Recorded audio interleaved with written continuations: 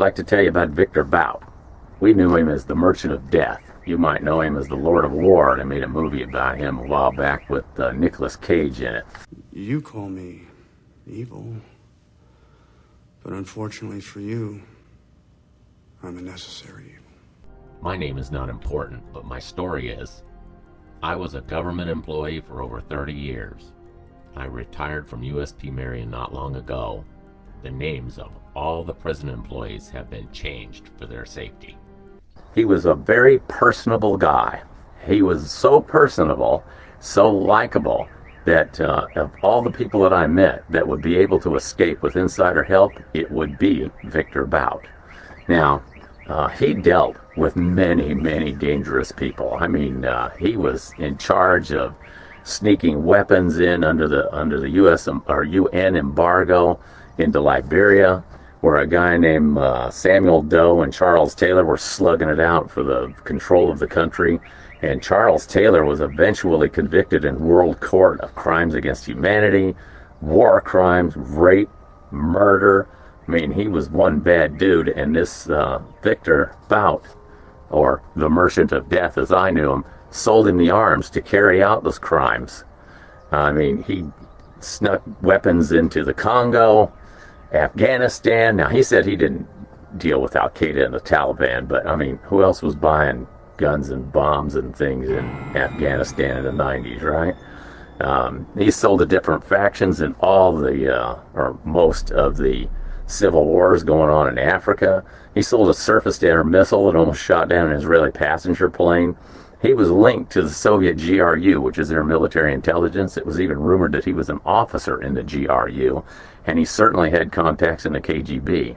When he was finally arrested by the request of U.S. authorities in Thailand, it was the Soviet and Russian governments that tried to get him to not be extradited, because apparently they were afraid we'd find out something. And he was finally tracked down there by Interpol and arrested and given to the United States. I think he had a trial like 2010 in which he was, charged with all kinds of stuff, conspiring to kill Americans, providing resources to terrorist organizations, conspiring to kill American officers and employees,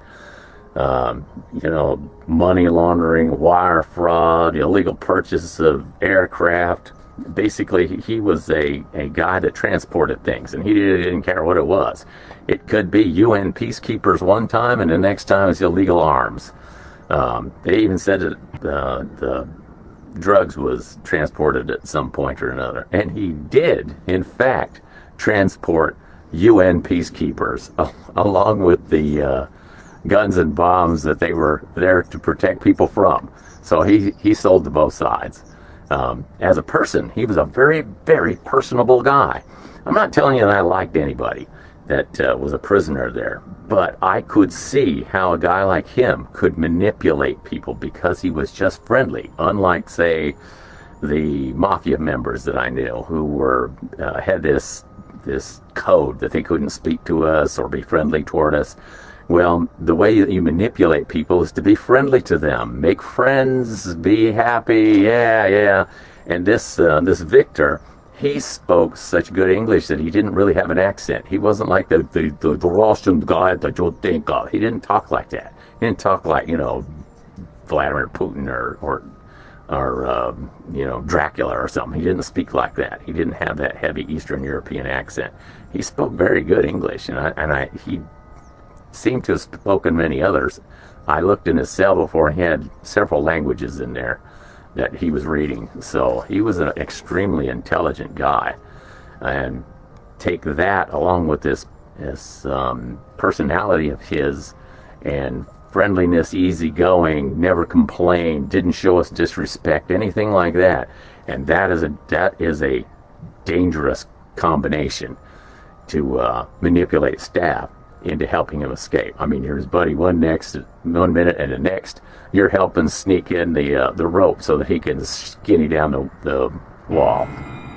This story and others have never seen the light of day until now. Subscribe to hear more. If you liked this video, please hit the like button. Always remember that I tell you this at personal risk. Just like the Mafia, we have our own code. Talking is forbidden for both groups. They have the witness protection program. I have nothing. When I choose to break my silence, I choose to walk alone forever.